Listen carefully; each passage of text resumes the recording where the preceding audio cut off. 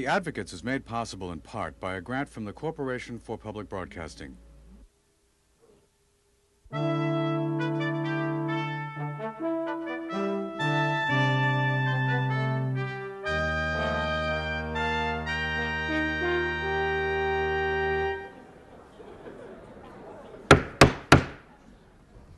Welcome to this special edition of The Advocates. I'm Judy Woodruff. We're here at the Kennedy School of Government at Harvard University to discuss the question that we all, or at least those of us who vote, will have to answer for ourselves next Tuesday. Who should be president? The advocate for Ronald Reagan is the publisher of the National Review, William Rusher. Mr. Rusher. Ronald Reagan has been president of the United States for nearly 4 years, and the time has come to sum up the achievements of his administration and to decide whether to turn the destiny of this nation over to Walter Mondale. To help us make that assessment and that decision, we have with us today two people who have not only observed the Reagan administration closely, but actually participated in making it a success. Congressman Jack Kemp of New York and the United States Ambassador to the United Nations, the Honorable Jeane Kirkpatrick.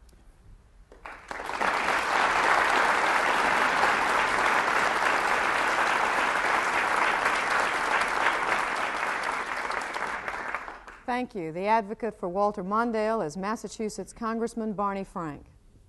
Thank you.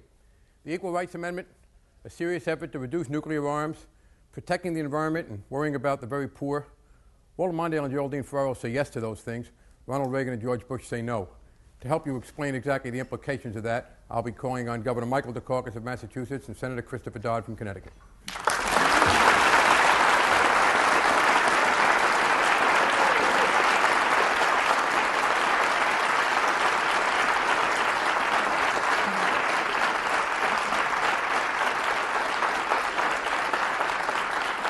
During the past month, the American people have seen 3 nationally televised debates between the candidates for president and vice president.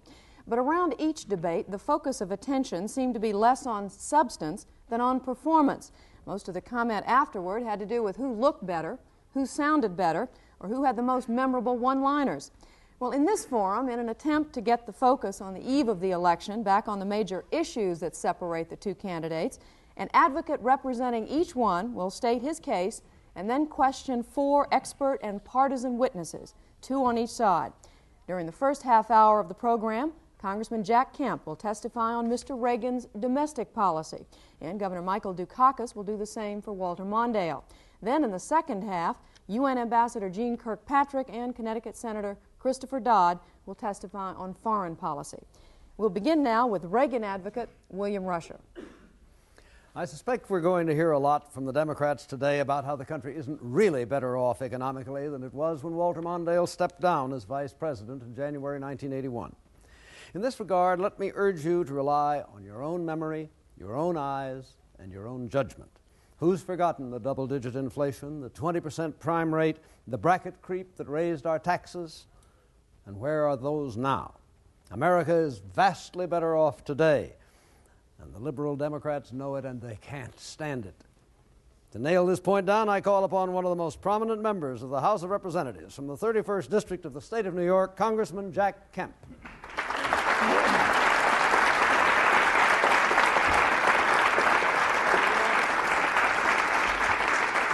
Thank you for being with us, Kemp, what was the economic state of this nation when Ronald Reagan took office in January 1981? Bill, President Reagan inherited the worst economy since Franklin Roosevelt inherited the Hoover economy in 1932.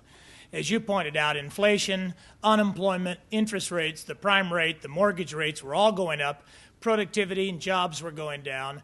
What's worse, there was a sign of inevitability. At least we were being told by the Liberal Democratic Party that this was part of a new era of limits, that we had both inflation and unemployment simultaneously, something that had never occurred in this country in our recent past. And what were the principal policies that President Reagan instituted to change this state of affairs? Well, basically, it was 4 major economic proposals: to restrain the growth of monetary policy to bring down inflation, to restrain government spending to reduce the drain on the resources of the private sector, to reduce the regulatory burden on private enterprise and on enterprising Americans in order to bring down prices on transportation and energy, as a couple of examples. And then finally, to reduce the tax burden on both labor and capital, to restore the incentive to help get America moving again, and to provide opportunity for working and saving and investing and the industriousness of the American economy. And if those were the policies, now we're into the administration over 3.5 years. What have been the results of those policies? Well, it is a strong economy. It's the strongest economic recovery going on in the world today. It's not everything that we want it to be. We need to expand that prosperity into the inner city, among minorities and among people who have been left on the sidelines. But nonetheless, this economy has created 6.5 million new jobs in a year and a half, and that's more new jobs in our private sector than Europe has created in a decade and a half. It's been done without inflation, and it's been done in an era in which many people had basically given up on the ability of the private sector to encourage the type of jobs, the creation of new wealth, the creation of new enterprises that are important to giving people not only a safety net, but a ladder of opportunity out of poverty. And what's been the effect of this on such items as investment growth, unemployment decline, and taxes? Well, some suggest that this has been a consumption-led recovery. It has not been a consumption-led recovery. Retail sales and consumption have actually lagged behind investment and the growth in the GNP. It has been an investment-led recovery. Indeed, so much so that wealthy Americans above the incomes of about $75,000 in America are actually paying higher revenues to the federal government since the rates came down in 1981 than they were paying under the Carter-Mondale years when tax rates were going up, and we spent all our time trying to redistribute wealth. Now, looking to the future, what does President Reagan propose for the future, and how do Mr. Mondale's proposals for the future differ? Well, basically, the Mondale platform and that of the San Francisco Democratic platform is an attempt to try to balance the budget by raising taxes on Americans above the income of about $25,000 a year. They want to take off indexing above $25,000. They want surtaxes on single men and women at about $40,000 and on up to $100,000. The Republican platform and the President of the United States believe in tax simplification, taking out loopholes, bringing down the rates on both working men and women as well as those who want to save. We believe we can broaden the base. We think we can get the underground economy down by simplifying the tax code. We also think we can move this country to what is the most important social and economic goal for America in the 1980s: full employment without inflation. A job for every American man or woman who wants a job, who needs a job. That is, frankly, the very best way to balance the budget, because you cannot balance the budget of the federal government by unbalancing the budget of the American family, and that's clearly what the Mondale Democratic platform would do, try to get America out of the red by putting the American people in the red. I have no further questions. Thank you, Mr. Rusher. Let's go to Congressman Frank for cross-examination. Welcome to Massachusetts, Jack. Thank you, Congressman Frank. We have from President Reagan an acknowledgement that spending has to be cut. We've had a very severe deficit. He's told us that if we will take a look at the budgets he's already submitted and look at the cuts that he asked for and wasn't given, we'll know what he wants to cut in the future. One of those is Medicare. He submitted in '83 a proposal that when old people went to the hospital, they'd pay another $100 a day. Is that still part of the program that we can look forward to if the president is reelected? That's one that he submitted that Congress rejected, but he tells us he's going to resubmit it. Well, the Congress did reject it, and I think they probably would reject it again if it were offered. But I don't know, and I don't think it will be. Well, but he said that he would submit you ought to ask them Mr. again. Mondale, because now he's talking about cutting $20 billion out of Medicaid or Medicare in the future. Well, Mr. Mondale is talking about doing it explicitly in terms of the providers, and I understand why you don't want to talk about the Reagan record here, but you are here as a Reagan representative. But he is going to do it, is that right? Talking about the providers, but President Reagan has proposed that we cut Medicare. You don't know whether he still means that or not. Let me make a point about Medicare. No, I'd like to ask the question. Do you know whether Ronald Reagan is still going to propose that cut in Medicare? If you don't, we'll pass on to the next issue. No one knows. You don't know what your own party is going to do. I one. don't think he will. Well, he said he would, but maybe we're not to take him too seriously. But on that subject, on the subject of not always believing everything the president says, let's talk about taxes. Now, I know you say that he's not for raising taxes, but as you and I know, after the '81 tax cut, which David Stockman described in part as hogs feeding at the trough, not tax simplification, in part, Ronald Reagan has signed into law 4 tax increases since that time. Tax Equity and Fiscal Responsibility Act, Gasoline Tax, Social Security Tax, Deficit Reduction Act. You voted against all four, and I suppose that makes you an interesting representative of Reagan. They sent somebody who couldn't be nailed on it. But the president having Is there a told question us, here somewhere? Yes. The president having protested for so long that he wasn't going to raise taxes, and then 4 times he's reversed himself, how do we know he's not kidding us again? Because there's no doubt in my mind, at least, maybe in yours, but there's no doubt in my mind and that of the Republican platform that in this economy, we do not need to raise taxes. There is no reason why we need to put another blanket of disincentives on this economy. I know that, Jack, but you There's said only that one 4 way times. to balance this budget is with more jobs, and that's what's happening under the Reagan-Bush But you're not the candidate White House. yet. Ronald Reagan is. And 4 times you and he have disagreed. Now, you mentioned the Republican platform, but we know that the Republican platform, as it was drafted at the White House request, left a loophole for taxes. You and some of our colleagues in the House stopped that. But what's the accurate reading of Ronald Reagan? Because 4 times he's told us, I won't raise taxes, and in the words of the poem, whispering he would ne'er consented. Is he going to give in again? Barney, the president has a pretty good record on fulfilling his campaign pledges. And one of those pledges that he has made and our platform makes is that the way to get the deficit down is to expand the economy, create more jobs, and create more opportunity Well, for also people. said he's You cut can't some help spending. social programs when the economy is in a contraction. The economy was in a contraction in the 1970s, Jack, and if we I have were you, made I that wouldn't- contraction into an expansion. We need to continue that, I and a tax wouldn't increase would make it very fragile. I wouldn't cite the deficit as an example of Ronald Reagan keeping his campaign promises, because he promised to cut it. He wasn't able to do that. I don't know exactly why, but it, of course, went way up. But let me ask you about a couple other things. Let's talk about the environment. Ronald Reagan said, let's look at his environmental record. Hazardous waste is a serious issue. He wants to cut that back in terms of funding. We had James Watt and Ann Gorsuch. Are James Watt and Ann Gorsuch the kind of people we can expect to be in charge of environmental policy Well, in right a now, second Bill Reagan administration? Ruckelshaus, right now the administrator for EPA is Bill Ruckelshaus, Right. and he's got a pretty good record. He's doing a good job, and I think it's clear in this administration that they want to expand on the issue of the environment in the future. And Expand Ruckelshaus in not terms of only has a spending? good record. Ruckelshaus not only has a good record, but he is also receiving bipartisan support, even from members of your own party. Oh, except on acid rain and a whole lot of other issues, the poor man has had his legs cut off every time he's tried to do anything.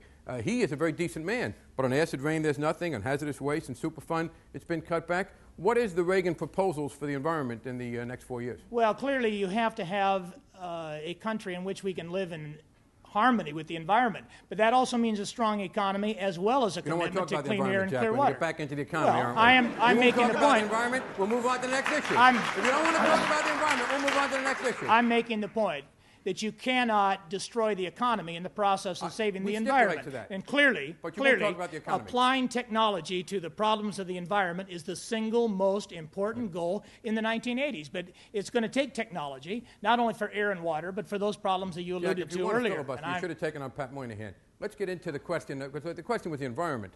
Let's get into the question of the Equal Rights Amendment, which the Reagan administration has been opposing.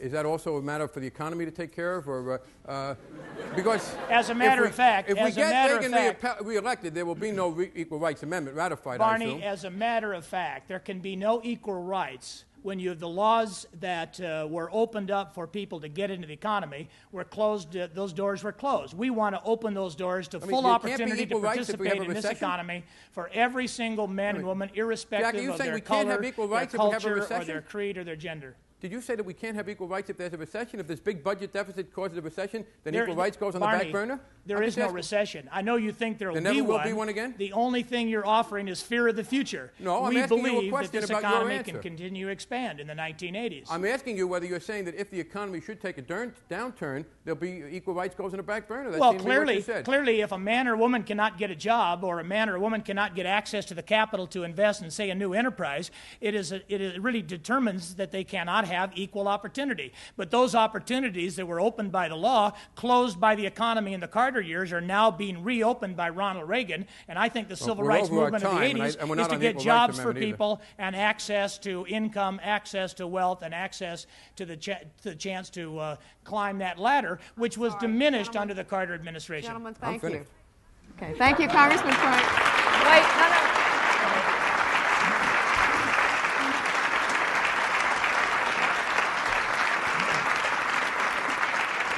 Mr. Rusher, you have time for one more question. Thank you. Just to bring up a new subject, the Republican platform adopted in Dallas was has been as extremely right-wing. You had a great deal to do with that platform. Are those charges true? I don't think it's a question of right-left or whether it's conservative or liberal. The question is whether we're going to move forward, whether we're going to go backward, back to the Carter-Mondale years in which declining opportunity for each and every American. I want to make the point that you cannot help the poor when the economy is being made poor. The whole economy was in a state of contraction with inflation rising, and that problem really was diminishing opportunity for not only blacks, but men and women throughout this country and throughout the world, because we were no longer an example to the rest of the world. Clearly, it is our platform that pledges to help bring people out of the safety net by creating more jobs, not only in the country, but in the inner city. We're committed to enterprise zones that would totally eliminate the capital gains tax for any man or woman who wanted to invest in a new business or a new enterprise in the inner city to create jobs for minorities. Our party talks about doubling the exemption for members of the family from $1,000 to $2,000, for which we've been called fiscally irresponsible. I'm pleased to be fiscally irresponsible as help keeping the family together. Thank you, sir. Thank you.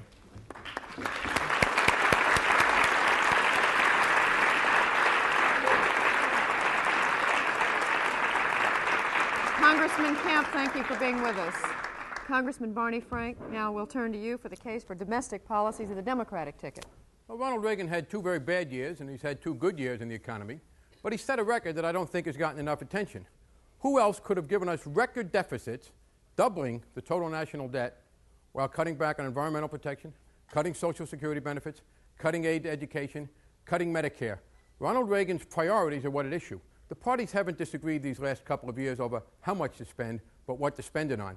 In the Reagan administration, spending has gone up in the least socially useful areas of our economy, and in areas of protecting the environment, of showing some compassion, of investing in education, there have been serious cutbacks. I'm going to ask Governor Michael Dukakis, who's administered the state of Massachusetts during part of this period, to help me discuss that.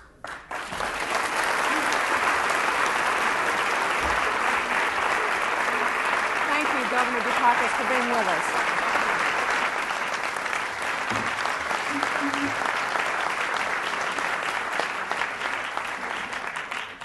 Governor, thank you for the use of the state. Delighted to have you all back. We've heard a lot about a comparison of these 4 years to the 4 years previously, but I think people want to focus on the next 4 years. Where do we stand in terms of the economy, and what can we expect in the years ahead, which is what we're going to decide in the election on Tuesday? Well, I happen to be fortunate enough, Barney, to be governor of a state that has the lowest unemployment rate of any industrial state in the country, so one would think that I'd be delighted with these policies, but I'm not.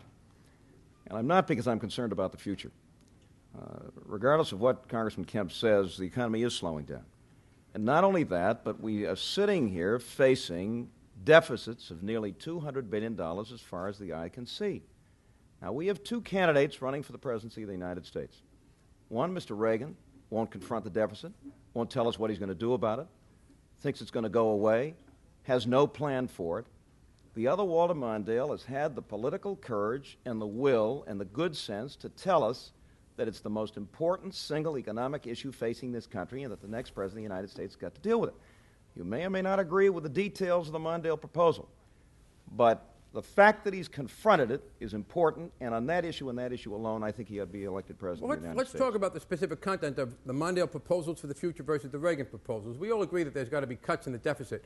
We can look at the Reagan record, we can look at the Mondale program. What about the fairness of it all? Where can we expect cuts to come? Where can we expect expenditures to stay where they are in Reagan versus Mondale? I don't think there's any question about what's happened over the past 4 years. For one thing, the tax cuts the president gave us in 1981 clearly benefited the wealthy. If you're an individual or family making $200,000 a year in this country, you got $60,000 back in tax breaks. If you're a family making $30,000 or less, you got nothing, and in some cases you're paying more. But that's not all. We have more people who are unemployed today than were unemployed when Ronald Reagan became president of the United States. We have more people in America living in poverty today than at any time in the past 20 years, 5 million more than were living in poverty when Ronald Reagan became president. And what I'm concerned about is not only what's happened, but what's ahead. As he said in Boston the other day, you ain't seen nothing yet. Because if he's not willing to cut that defense budget, there's only one other place he can cut. Child nutrition, student assistance, Medicare, all of those things that are designed to lift people out of a condition of dependency and help them to become productive citizens. How have the states been affected by what the Reagan administration has done in Well, terms of your ability to... Not surprisingly, 30 states in the past 20 months have had to raise sales and income taxes. And in many cases, those are the states that are hurting most, Illinois and Michigan and Ohio, the states that are in deep trouble economically. Fortunately, my state hasn't been one of them. But this, too, is the result of policies which have been extremely unfair and I think very unwise. Governor, you've heard the previous witness not want to talk much about the environment. I suppose if I had can defended understand Reagan. why. Would you discuss the Mondale-Reagan differences on the environment in about the 50 seconds we have left? Barney, I don't know any issue where there's such an incredible difference between these two candidates. The president's had the worst record in the environment of any president in my lifetime. James Watt, Ann Gorsuch, and I suspect they'll be back or people like them. Walter Mondale believes in caring about the environment. He understands that the quality of our environment is one of the most important issues facing us in our future. And I feel very strongly about that as the governor of the state that has more acid in the rain falling on us than any state in the country. Maybe second to New York, Congressman Kemp's state. Now, we've tried for 4 years, and this isn't a partisan issue, to get the president to confront the issue of acid rain. And you know we've gotten from this administration? A big fat zero. I don't think there's any question that if Walter Mondale becomes president of the United States, we'll have an administration that cares about the environment and does something about it. Thank you, Governor.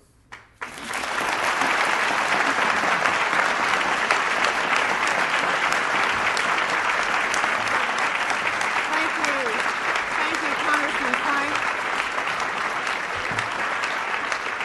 Thank you, Congressman Frank. Now, Bill Rusher, cross-examination. Thank you, Governor. Barney Frank said that he wanted to talk about the future, and so do I.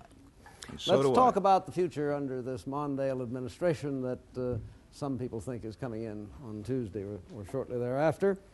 And let's talk about the way in which they propose, in one specific way, in which they propose to reduce this deficit they're so deeply concerned with, the tax increase. Sure.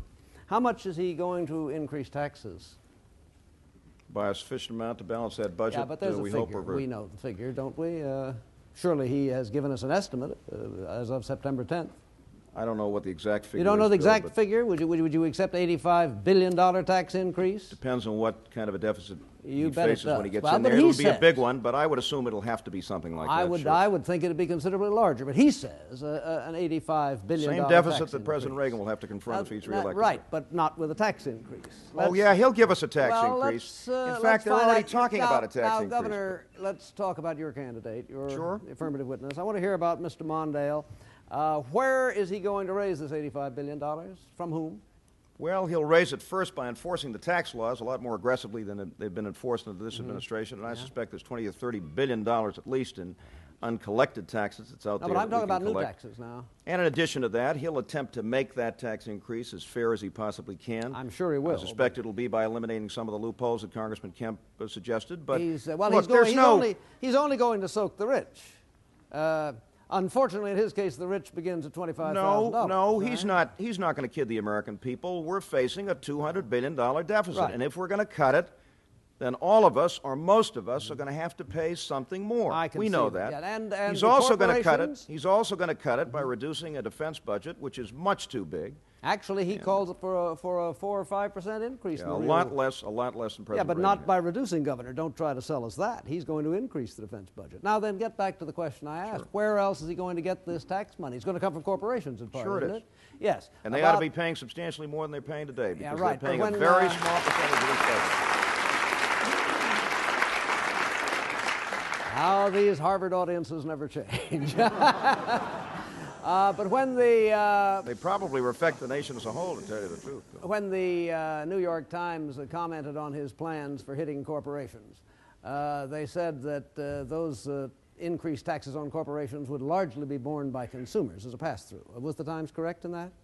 I don't think you can really predict that. Some of them will be Can't borne by predict. the companies. Some of them will be Some borne will be in borne by the increased companies, a prices. little by Depends. the consumer maybe. Some of them. Some sure. of them will be borne by the consumer. Incidentally, I just want to emphasize, however, that this administration has raised taxes 4 times. And incidentally, Bill, if the president had his way, he'd have raised them again because he wants Well, to tax I don't health know insurance about that. benefits. I Sure think he is. this administration is known for reducing the taxes. It is true that the Social Security tax went up in this administration because the increase was passed during the Carter-Mondale 1982, this administration Yes, gave us the biggest tax increase in history. Yes. And they gave us another one in 1982, and another one in 1983, and another one in 1984. Wait a minute. That you're beginning to misrepresent the president's history. going to raise taxes next year. You know that, you would and I know like, that. You would like to believe that, and you would like to be able to prove it, but you can't, Governor, and you'd better stick to the proposal of your candidate to raise the taxes. Well, now, let me ask you. Didn't the president say that he wasn't ruling out taxes? May I ask the question? Sure. What is Mr. Mondale going to do with his $85 billion once he's taxed it from whoever, the rich and the corporations? What is he going to do with it? What's he going to use it for? He's going to reduce a federal deficit that has to be reduced Is he if now? we're going to build how is he an going to economic prevent future. that money from simply being spent? That is a danger, you would appreciate. Because he said when he proposed it that Yeah. he would put it in a trust fund and it would be used only for reducing the deficit. He would earmark it. Yes, indeed. Now, just I presume that Speaker O'Neill has also proclaimed that he is willing to earmark it? I don't know what the speaker. You don't know whether Speaker O'Neill. Well, isn't that a rather important question? I mean, what good does it do the presumable President Mondale to ask for earmarking if he hasn't bothered to get the promise of the Speaker of the House of Representatives that they will earmark it instead of spending it? I put it to you that every thin dime that is raised in new taxes by Mr. Mondale will be spent, S-P-E-N-T, spent by the Congress of the United States. Well, that isn't going to happen, and you know it. But the fact of the matter is that this president has refused to confront the deficit. That this is the president who told us in 1980, speaking of keeping promises, Jack, that he was going to give us a balanced budget by 1984. This is the president who told us that if you took the federal deficit This is certainly not in answer to any question of mine, Governor. May I ask one more? I have 1 minute according to the time cue, and I'd like to ask one more question. A little less than a minute. Go ahead. All right. Let's consider real income. Do you happen to know what happened to real income in the last year of the Carter-Mondale administration? No, I do not. Real income fell 5%, and black income, real income fell even more than that. What's happened to it under Reagan? A very good question. Do you happen to know whether it's falling or rising today? The average family in this country. It rose 1.6% from 1982 to 1983, the first increase in 5 years and the largest in a decade. Well, so we've informed you on something, and I think I'll let you to contemplate it. Thank you very much, Governor. 2 seconds to answer if you want to respond. Yeah. We haven't heard yet what the Reagan administration is going to do about this deficit bill. Oh, yes, we have. The president himself has $200 stated billion it. as far as the eye can see. Although I will say, Governor, that confront converting you Democrats to be concerned about deficits is almost worth it. Thank you, Mr. Rusher. Congressman Frank, you have another question. Yes, a horrible enough example can work well with any of us, Bill.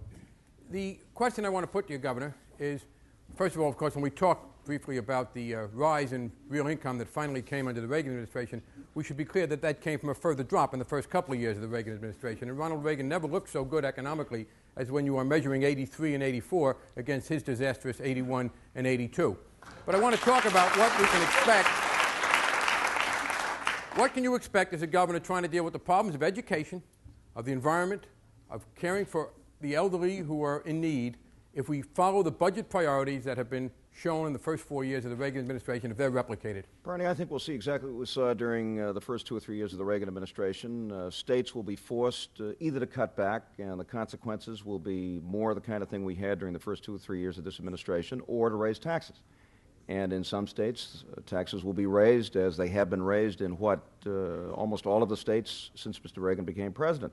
So that's the Hobson's choice that governors and state legislatures are going to be facing, and it's one, frankly, that I don't want to face, which is why I'm from Walter Mondale for President of the United States. Governor Dukakis, thank you for being with us.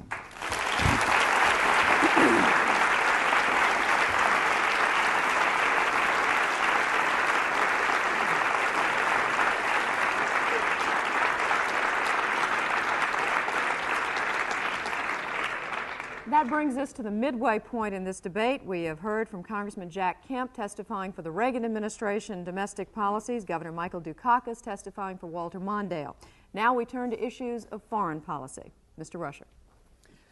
As we listen to the opposition's complaints about American foreign policy under President Reagan, I ask you to remember just 2 points. There is not today an American soldier in combat anywhere in the world, and not a single square yard of territory has passed under communist control since Ronald Reagan was inaugurated on January 21st, 1981. How many presidents could say as much? But these things are not accidental. They are the result of wise policies. To discuss those policies, I am proud to present a woman who has skillfully fought America's battles in one of the most hostile of all environments, the United States Ambassador to the United Nations, the Honorable Jeane Kirkpatrick.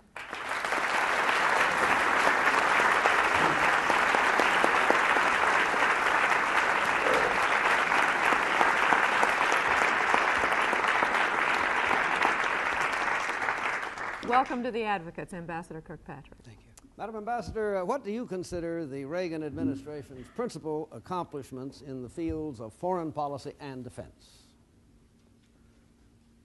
First, I think that the President and the administration have restored the American defense position around the world, in fact. Second, I think they've, along with that, strengthened alliances, of course. Third, we have developed some new forms, flexible forms of cooperation with friends and allies to help contain conflict and reinforce peace in the world. Fourth, I think we have, after a rather long period to the contrary, managed to develop means, peaceable means, for reinforcing freedom and independence in the world. Freedom and independence stopped losing, and finally, I would emphasize, peace has been maintained for the United States in this period. How has the restored confidence and pride that you mentioned manifested itself? In a great many ways. Of course, social scientists are always impressed by polls and survey research. All survey research and polling today demonstrates that the American confidence in the future has been restored, belief in the future, belief we're going to have a better future, that our best times are still ahead of us. That's a very sharp turnaround. Second, of course, mark of that, the value of the dollar started up after the president was elected and before he was inaugurated as a kind of harbinger of international understanding that something new was going to happen. Simple indicator like the quality and quantity of enlistments and re-enlistments in the making of voluntary military service a practical alternative demonstrates this as well. And in respect to defense and the restoration of our defenses, what are the principal achievements of the President and his administration in that regard? Very near the top would be the deployment of the Euro missiles in conjunction with our NATO allies. That's very important because it eliminates some unilateral vulnerabilities of our European allies, which were putting a very heavy strain on NATO, and it takes the strain off NATO and has reinforced it. That's one thing. Second, there has been, of course, a general reinforcement of research and deployment plans for a wide range of weapon systems, including B-1, of course, and long-range cruise missiles and so forth, which had been canceled under the previous administration. I think also the development of flexible forms of cooperation with allies over the world matters here, strengthens us. Would you mention very briefly, since our time is short, one or two examples of this form of flexible cooperation? Cooperation with the Gulf states and some European and Asian allies with regard to containing the Gulf War, the Iran-Iraq War. Second, cooperation with Egypt and Sudan in containing Libya's efforts to destabilize the government of Sudan, or cooperation with the French and the Chadian government to contain Chad, to protect Chad. Cooperation with the Eastern Caribbean states to liberate Grenada, and so forth. There are other examples. Finally, you used an interesting expression in your original answer when you said that freedom has stopped losing. In about 15 seconds, what do you mean by that? Well, between the fall of Saigon in 1975 and the inauguration of Ronald Reagan, a dozen or so countries either slid into the Soviet bloc or came heavily under Soviet influence, losing effectively their own national independence and their freedom. That simply stopped happening. It isn't happening anymore. We've developed some successful forms of cooperation to procure containment of Soviet expansionism in the world. I have no further questions.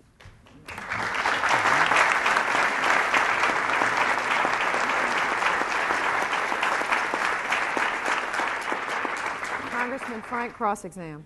Thank you. Ambassador Kirkpatrick, I'm sure Jimmy Carter will appreciate your listing first as Ronald Reagan's success, the execution of his plan to place Euro missiles in Western Europe. That's an unexpected piece of bipartisanship, and I'm sure he thanks you.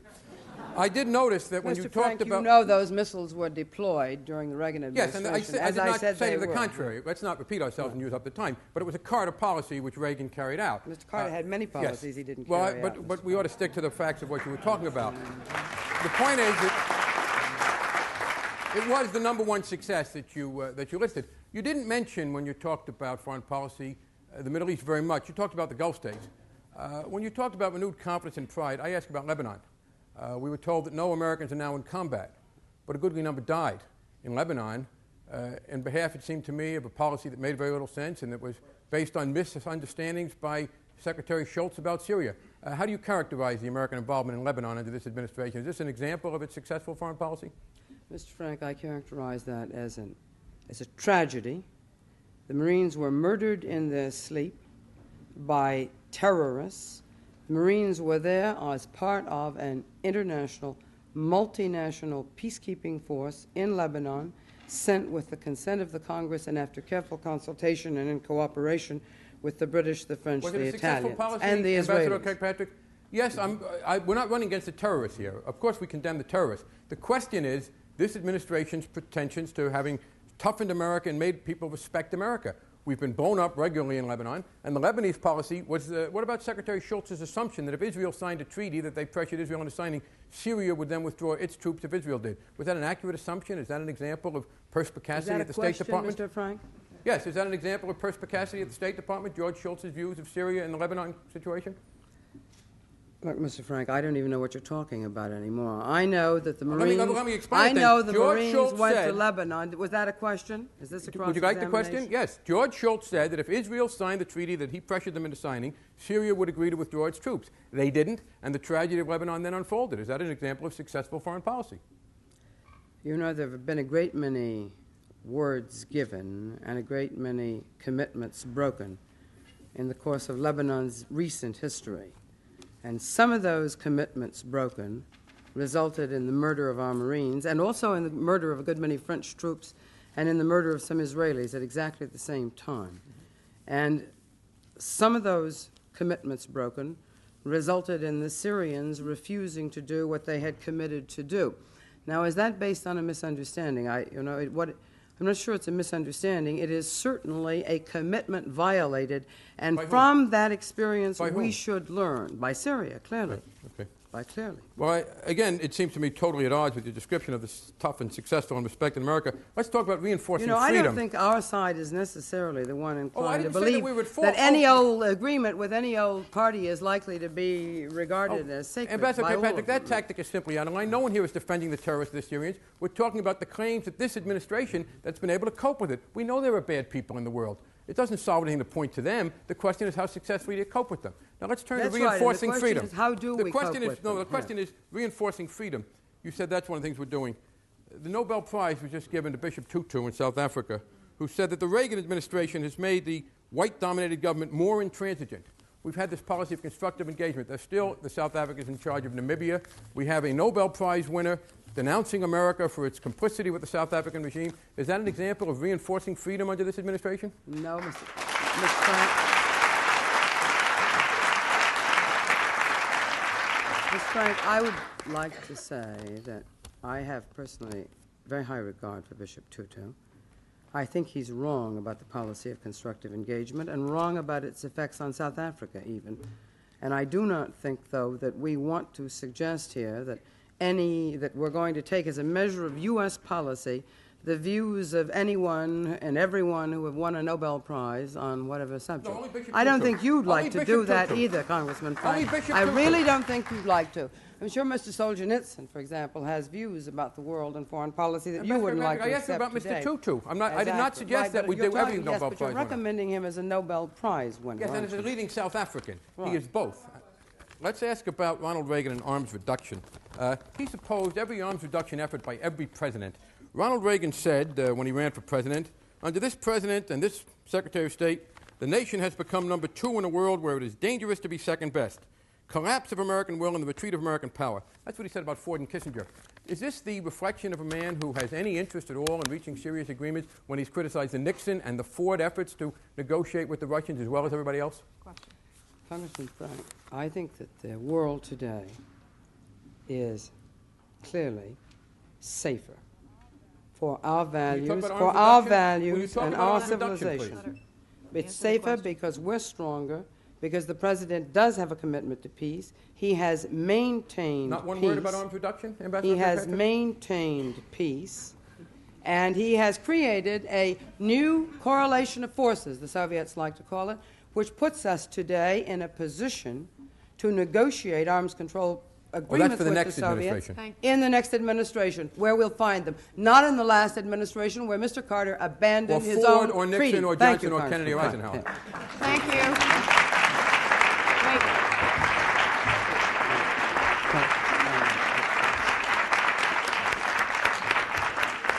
Mr. Rusher, one more question for Ambassador Kirkpatrick.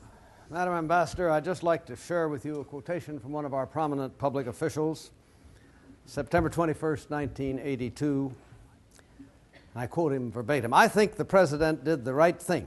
I think there's a need to get forces in Lebanon to stabilize the situation." Close quote. Do you take the same comfort that I do in reflecting that the man who said that was Walter Mondale? It doesn't surprise me, Mr. Rusher. Thank you. Thank you very much.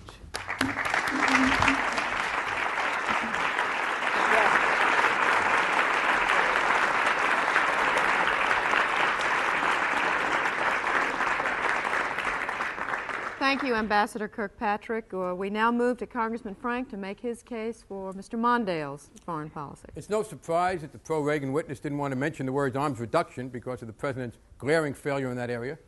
Nor did we hear anything of success claimed for the policy in Nicaragua, which has been a national embarrassment with murder manuals and mined harbors. And we have a Middle Eastern policy that not only cost the lives of those 250 Marines for no purpose, but which recently been criticized by the longtime American ambassador to Israel as being inept in terms of the peace process. To discuss that, I'm going to ask Senator Christopher Dodd, a foreign policy expert, to join us.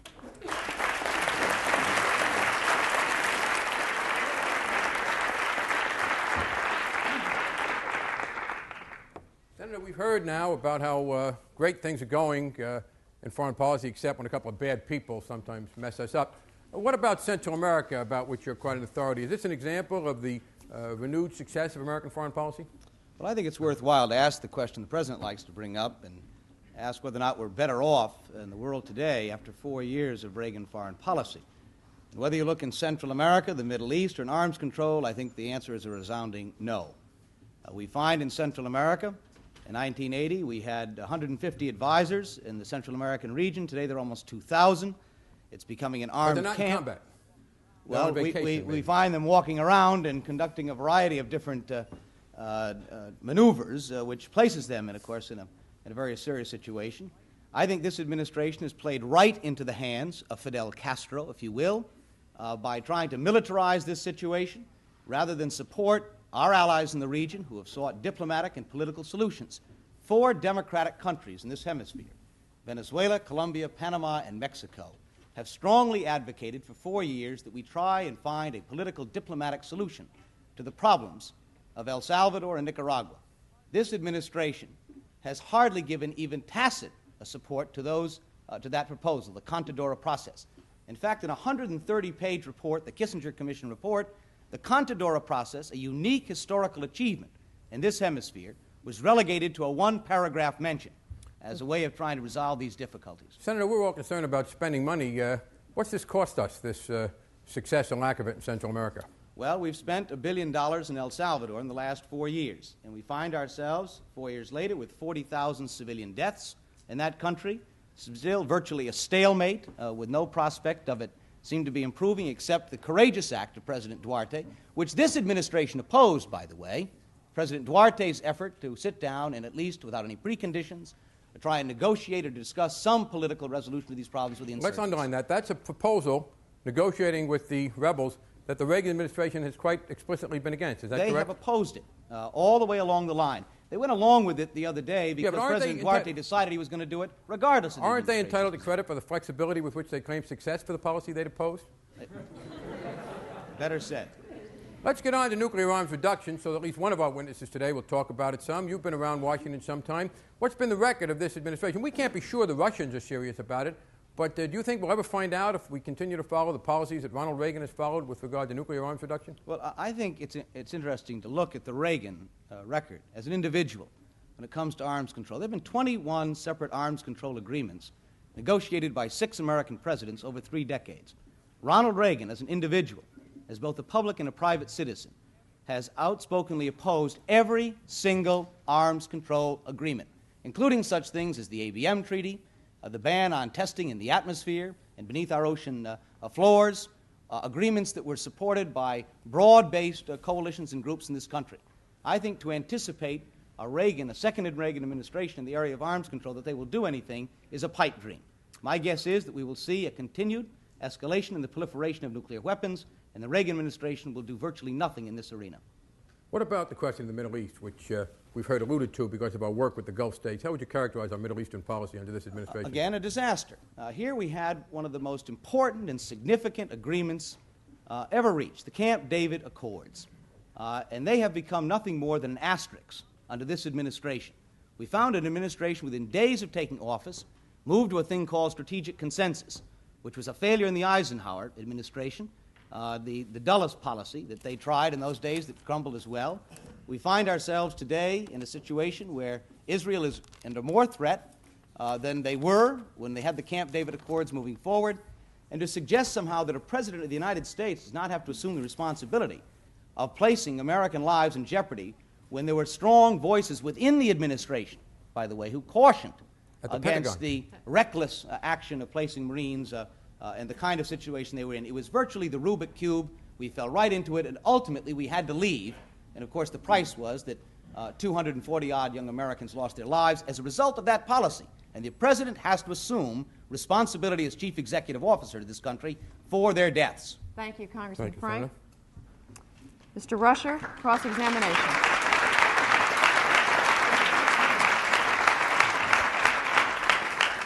Senator Dodd, when the Soviets invaded Afghanistan, the Christian Science Monitor quoted Walter Mondale as saying, "I cannot understand, it just baffles me why the Soviets these last few years have behaved as they have." Is there any reason to think Mr. Mondale today is any less baffled than he was then?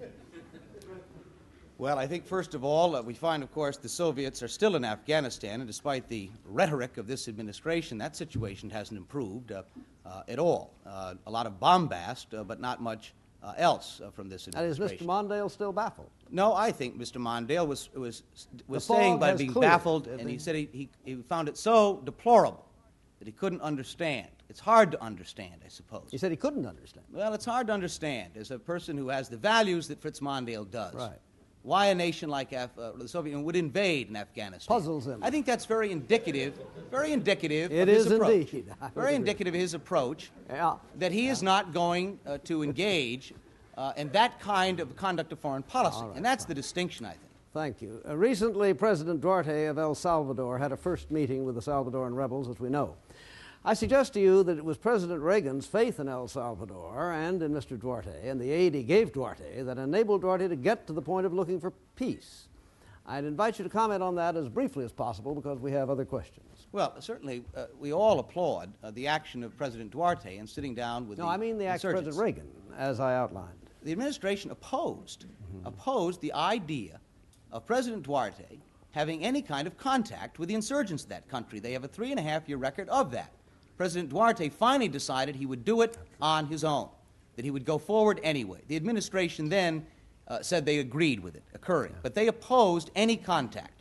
They were for an all-out military win in El Salvador, even with the evidence indicated that a stalemate was Senator, best. I thought you might say that. And now I must tell you that you are contradicting President Duarte himself. He said on ABC's Nightline, and I quote him verbatim, "I thank Mr. Reagan, who had faith in my country and faith in me to give us this opportunity and for helping me to obtain all the aid that was necessary to get to this point, to the point of looking for peace." Do you think President Duarte was wrong, too? No, I think the No, point, you the think he was question right? was, the question was, whether or not this administration supported Yes. And I had just negotiation or a quoted Duarte dialogue to as a that way effect. of trying to resolve the difficulties of that country. This administration has a 3.5-year record of opposing that kind of a solution to the problem of El Salvador. Not according to That is President what is Duarte. central. Not according to President Duarte, Senator. Well, I have quoted him verbatim. Well, I'm very much familiar with the administration's policies, having sat in on a variety of meetings where I've heard them talk about that. Well, that Ambassador Kirkpatrick passed a note to me, and she said you were wrong, and I expect she's more familiar with him than you are. Well, But, I'd be surprised if she said otherwise. But by that's the not way, case. do you agree with Mr. Mondale that the invasion of Grenada was justifiable, or with Mrs. Ferraro that it wasn't? No, I think the issue of Grenada was Could you not focus so much on the question a little Yes, bit? and I will. And the point in Grenada, Justifiability of the invasion. the point of the invasion of Grenada, certainly where American lives are in jeopardy, where security interests of this country, then the use of military force is clearly a legitimate extension of our foreign policy. The problem with this administration in the Grenadian situation was that was the only option. Here you had Maurice Bishop coming to Washington, trying to sit down with people.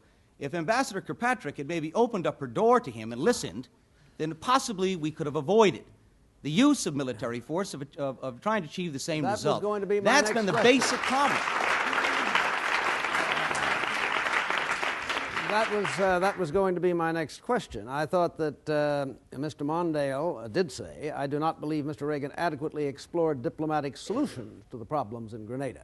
I take it that you think taking it up with the United Nations would have been some nice way to handle Grenada. Is that right? Not necessarily. Don't listen. necessarily. The point is this: we are a large a superpower, a big nation.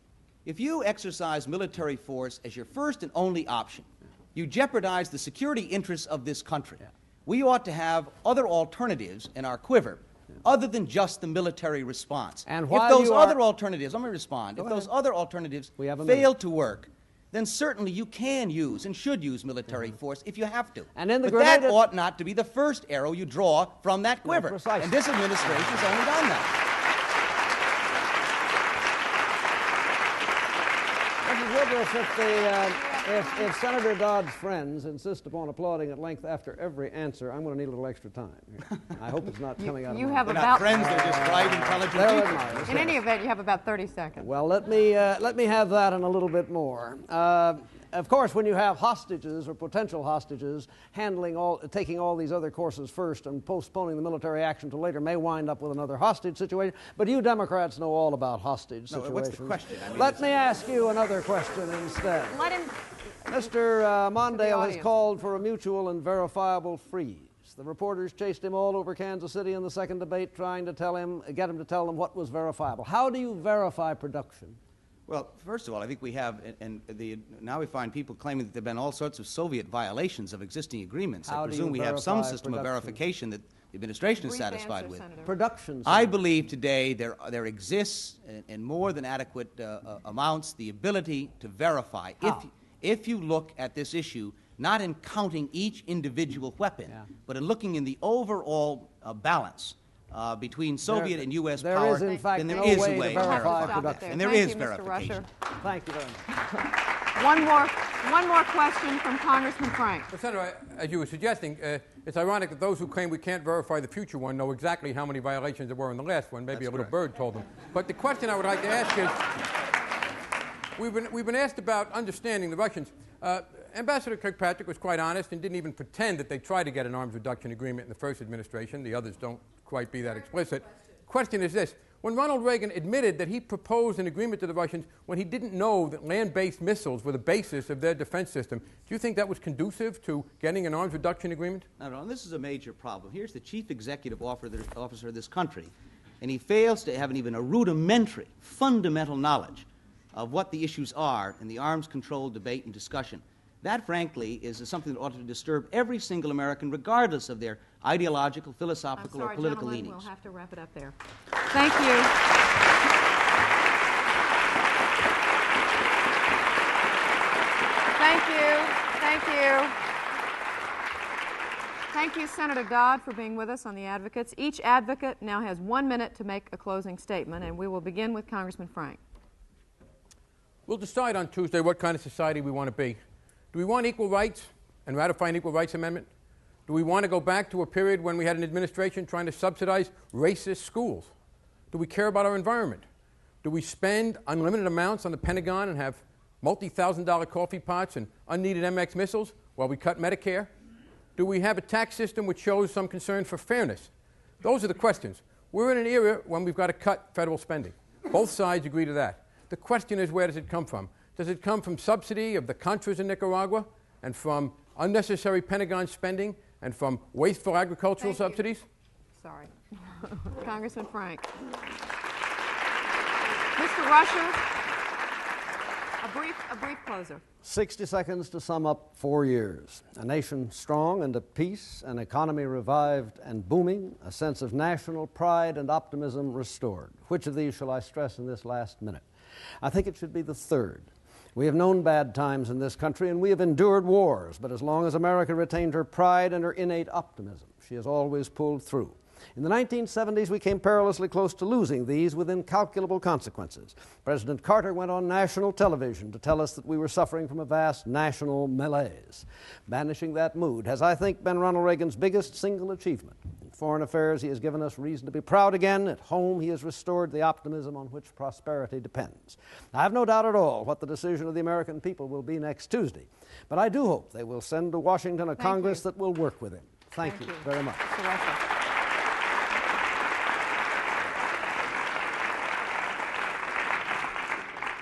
It's been enlightening, and we hope that tonight's debate will help you in making your choice for president. Thanks to our advocates, William Rusher and Barney Frank, to their distinguished witnesses. Thanks to the Institute of Politics here at Harvard University. I'm Judy Woodruff. Thank you for being with us.